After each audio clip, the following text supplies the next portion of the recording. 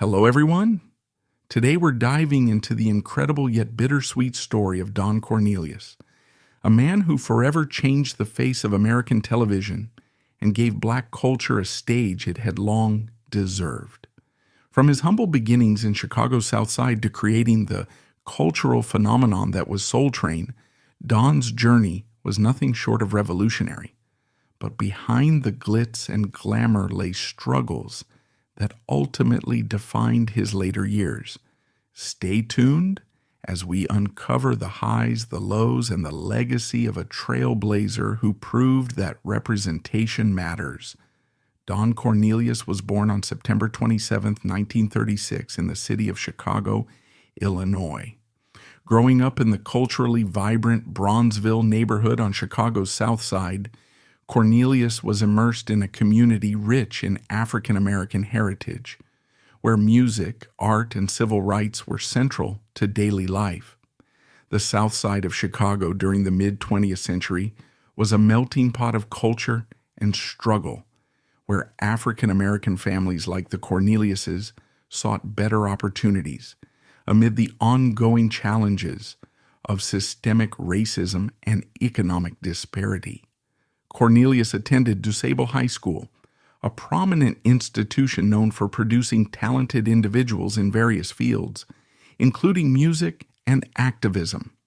He graduated in 1954, equipped with a strong foundation in education and an innate sense of determination that would later drive his success. It is evident that Cornelius's upbringing in Bronzeville exposed him to the richness of black culture, alongside the inequities faced by the African American community. This dual awareness likely influenced his later endeavors to create a platform that celebrated black talent and culture on a national stage. After high school, Cornelius briefly explored a career in the military, enlisting in the United States Marine Corps. He served for 18 months during the Korean War, an experience that instilled discipline, resilience, and a global perspective. Returning to Chicago, Cornelius took up work as a police officer, patrolling the same streets where he grew up. However, his ambitions extended beyond law enforcement. While working as a police officer, he supplemented his income by selling insurance, demonstrating his knack for entrepreneurship. Cornelius's life began to shift dramatically in the mid-1960s when he decided to pursue his passion for media and storytelling. He enrolled in a broadcasting class, a bold move that set the stage for his entry into the world of television and radio. His first major break came when he was hired as a disc jockey and news reporter at WCIU-TV in Chicago. Covering stories about civil unrest and the burgeoning civil rights movement, Cornelius came into contact with influential leaders such as Reverend Jesse Jackson and Dr. Martin Luther King Jr. These encounters likely reinforced his belief in the power of media as a tool for representation and change.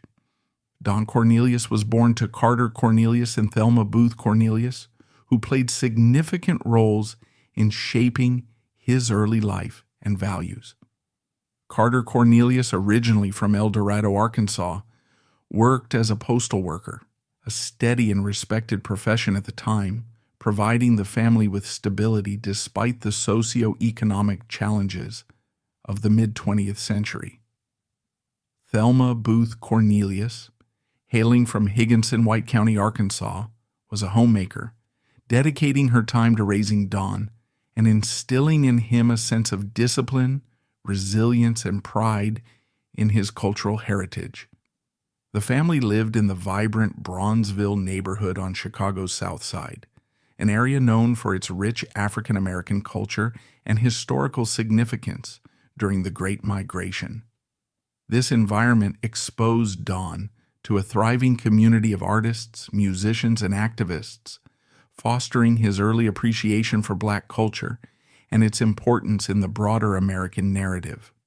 Don grew up in a modest but nurturing household that emphasized education, hard work, and community engagement. His parents likely encouraged him to pursue his dreams even in the face of societal challenges. This support system helped Don develop the determination and vision that would later fuel his groundbreaking career in television and music.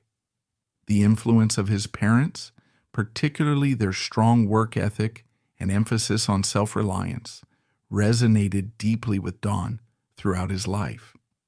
He often credited his upbringing for shaping his commitment to creating opportunities for African American artists and celebrating Black culture on a national stage.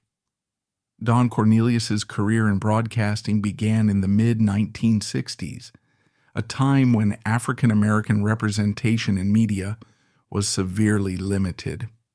In 1966, he enrolled in a broadcasting course, a decision that marked the beginning of his journey into the world of media.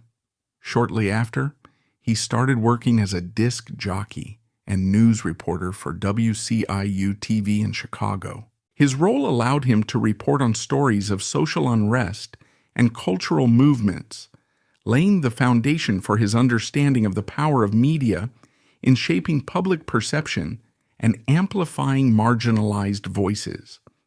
In 1970, Cornelius launched Soul Train, a music and dance television show on WCIU-TV. Initially broadcast locally in Chicago, the show was a bold innovation, focusing on African American music, dance, and culture at a time when few outlets showcased Black talent. The program quickly became a cultural phenomenon, celebrated for its vibrant music, dynamic dancers, and the unique platform it provided to Black artists. Recognizing the potential for broader impact, Cornelius moved Soul Train to Los Angeles in 1971 and began syndicating the show nationally. This move transformed Soul Train into the longest-running nationally syndicated television program in American history, airing for 35 years. Cornelius's role as both host and executive producer allowed him to maintain creative control and ensure the show remained authentic to its roots. Under Cornelius's leadership, Soul Train became a cornerstone of African American culture. It introduced audiences to legendary artists such as James Brown, Aretha Franklin, Marvin Gaye, Stevie Wonder, and the Jackson 5. The show was instrumental in promoting emerging genres like R&B, soul, disco, and later hip-hop. Beyond the music, Soul Train celebrated African American fashion, hairstyles, and dance, influencing trends and breaking down racial barriers in mainstream media. The iconic Soul Train line, where dancers showcased their moves, became a cultural staple, even extending into weddings and celebrations across America. Don Cornelius's vision for Soul Train went far beyond being a weekly television show. Recognizing the influence and cultural significance of the program, Cornelius sought to expand its reach by creating complementary ventures that celebrated African American music and entertainment. One of his most notable achievements was the launch of the Soul Train Music Awards in 1987, an annual event that honored excellence in Black music, entertainment, and culture. The awards ceremony became a prestigious platform, elevating the careers of countless artists and providing a space to celebrate achievements often overlooked by mainstream industry awards.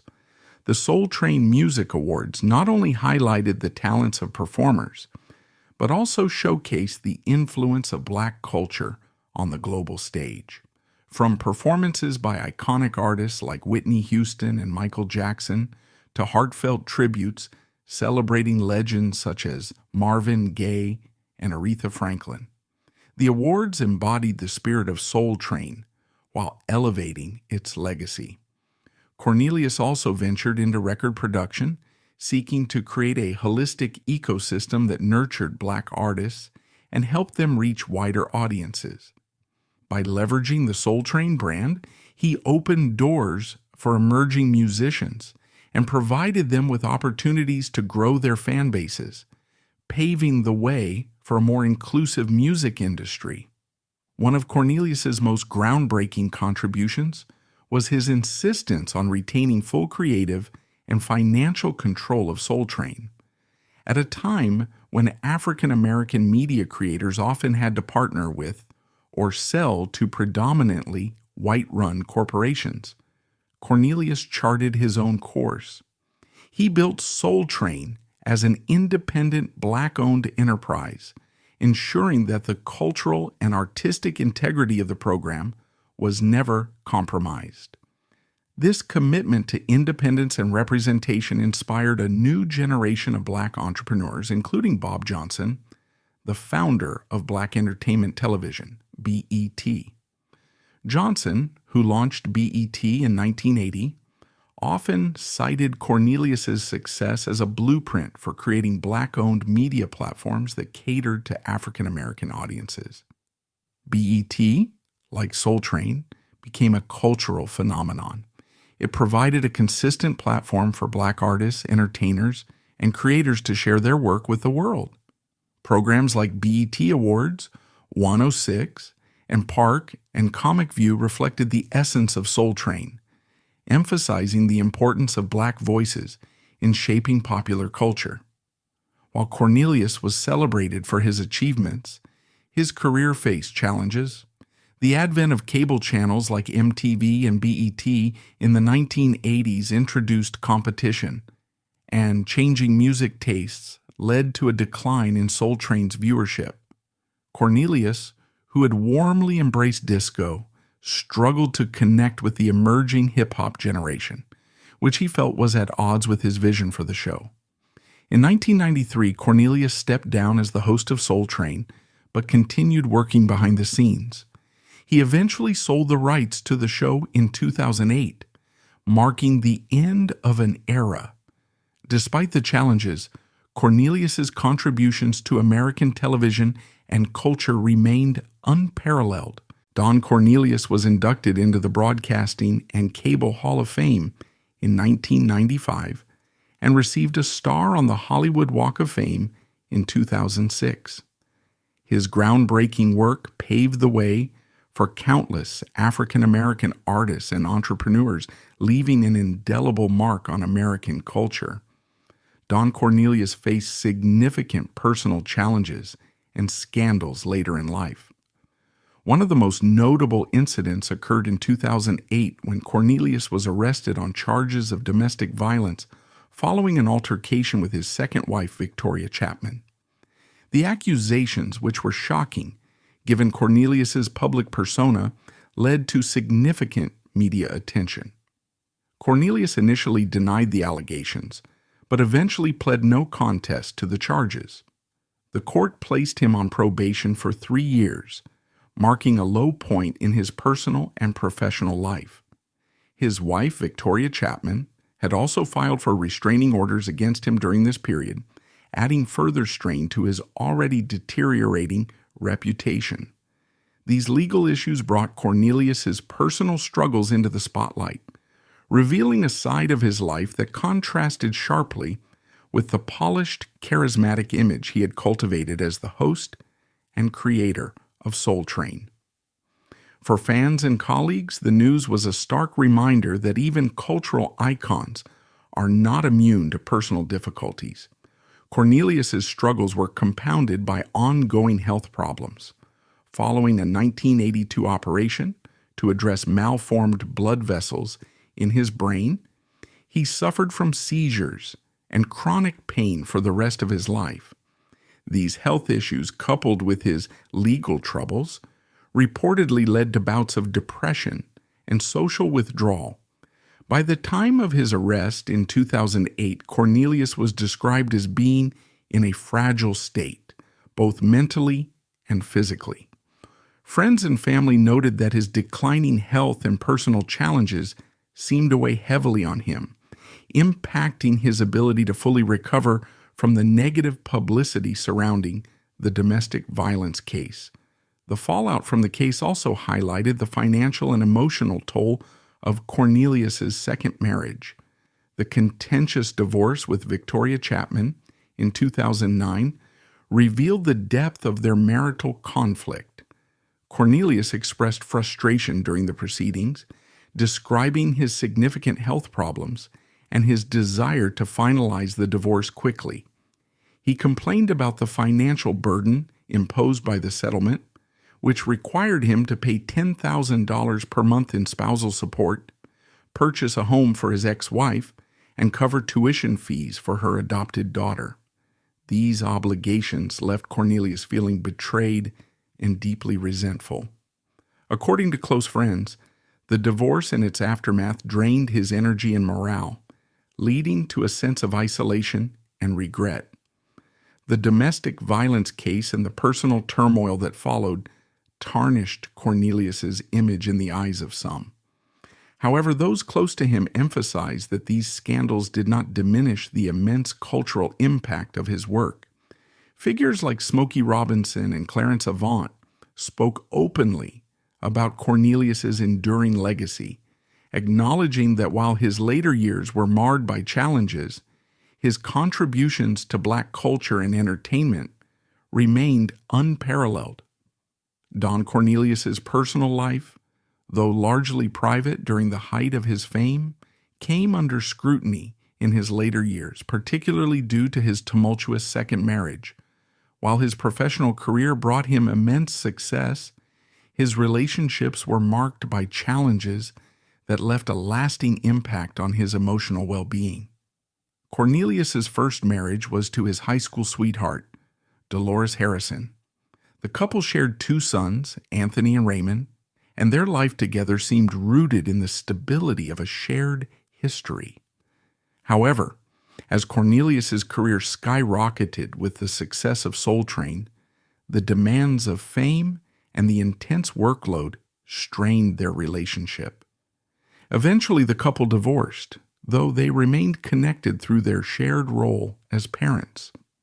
Cornelius's second marriage to Russian model Victoria Chapman, whom he wed in 2001, was far more public and contentious. Initially seen as a fresh chapter in his personal life, the marriage soon devolved into conflict. Reports indicate that the couple's relationship was fraught with disagreements and legal battles, culminating in a bitter divorce in 2009. The divorce proceedings revealed the extent of their acrimony. Cornelius was required to pay $10,000 per month in spousal support, purchase a home for Chapman not exceeding $195,000, and cover college tuition for her adopted daughter. These financial settlements, combined with the emotional toll of the separation, left Cornelius feeling betrayed and deeply disheartened. In court documents, Cornelius expressed frustration and urgency, stating, "I'm 72 years old. I have significant health issues.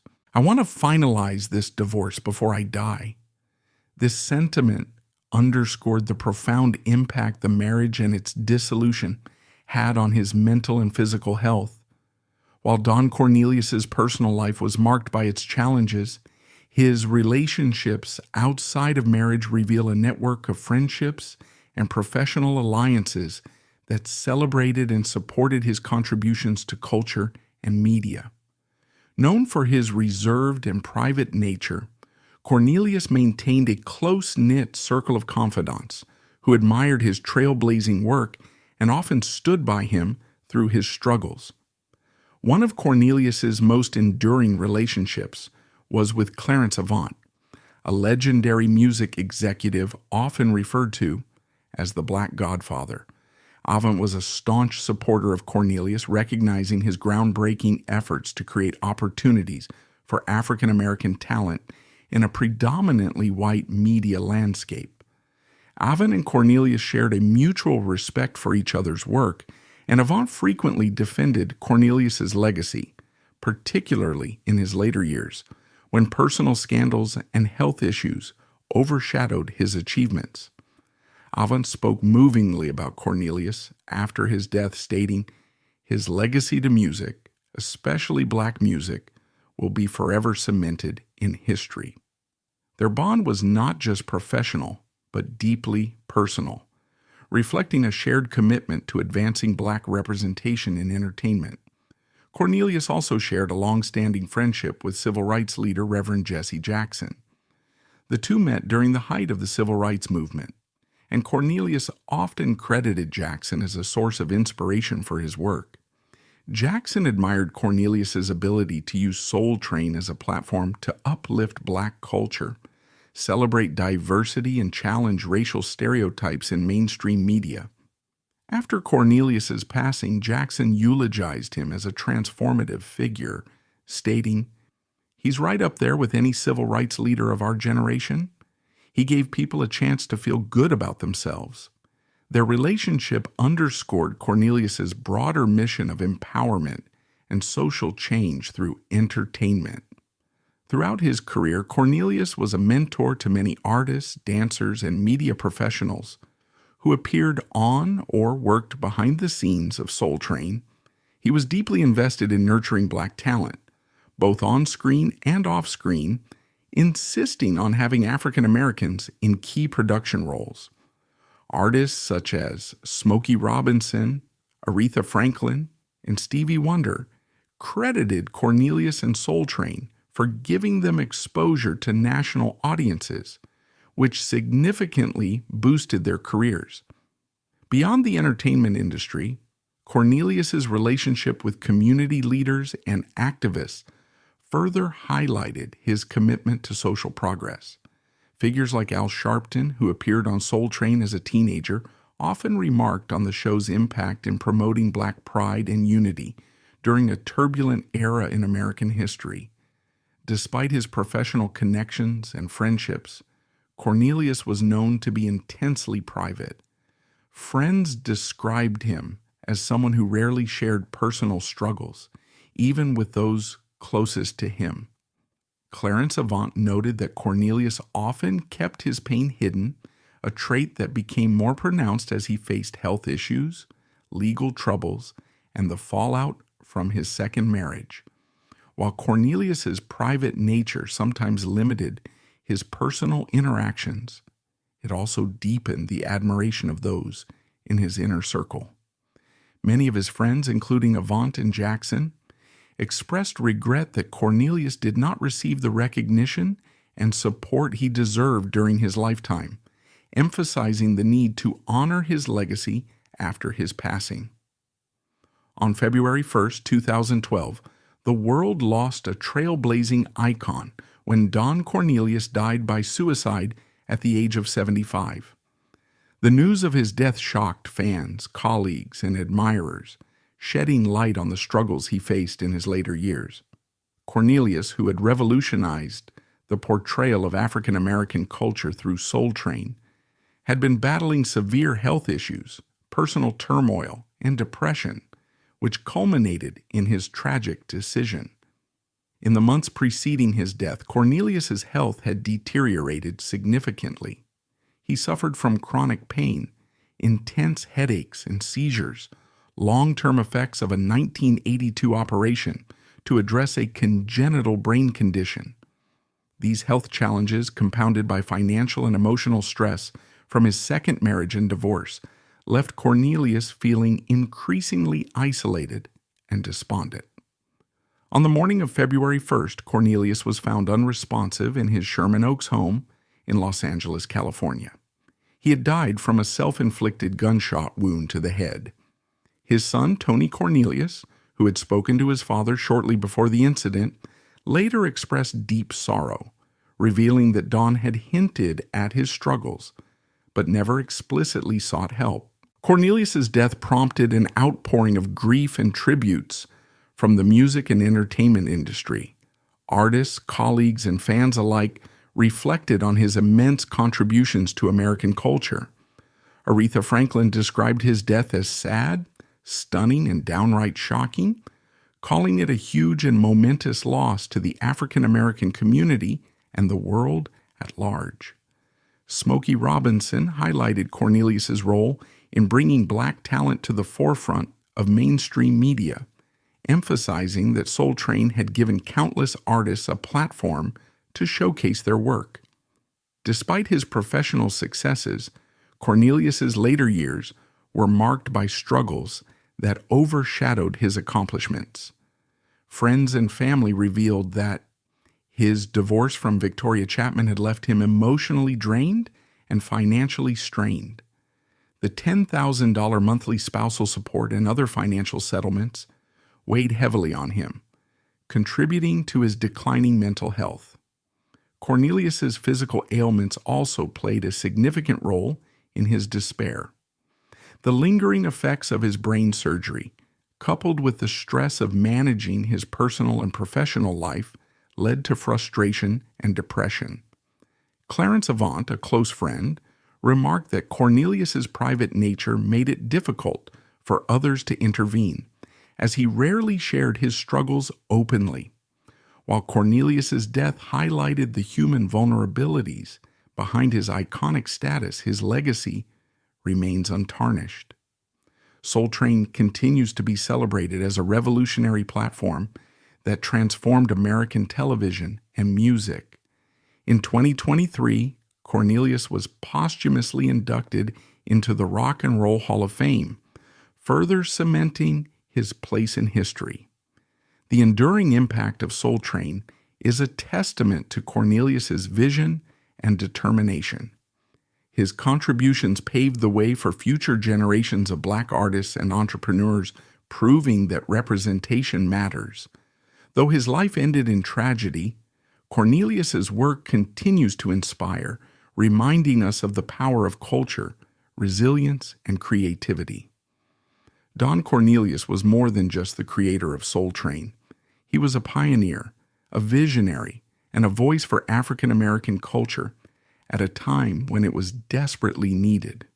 While his later years were marked by challenges and personal struggles, his contributions to music, television, and representation continue to inspire generations. His life reminds us that behind every icon lies a human story, one of triumph, resilience, and at times heartbreak. Thank you for joining us on this journey into the life of Don Cornelius. Don't forget to like, share, and subscribe for more stories that celebrate legends who shaped our world.